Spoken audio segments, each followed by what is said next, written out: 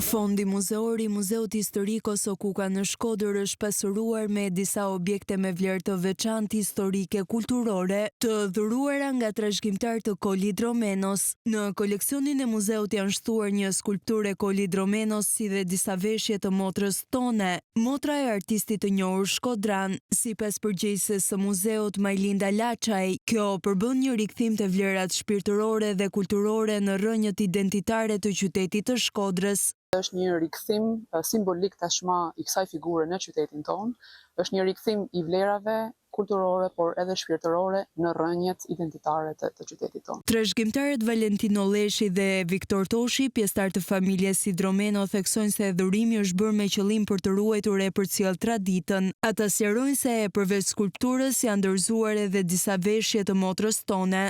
Dyshim me bo një farloj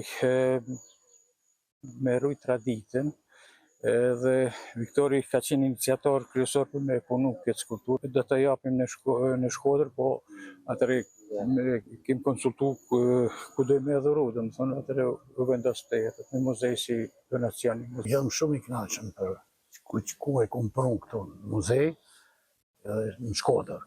Motra Tone atër ja ka dhonë vajzës Matildes, në atë vaktin atër arkën me tesha. Mama eme i ka rujt, mi ka dhonë ato para një 15-20 vjetëve, e unë i kum rujt edhe tash i kum pru. Skulptura e figurës së shquar të Kolidromenos është realizuar rreth 12 vite më parë dhe tashmë zë vendin e saj të merituar në fondin e muzeut.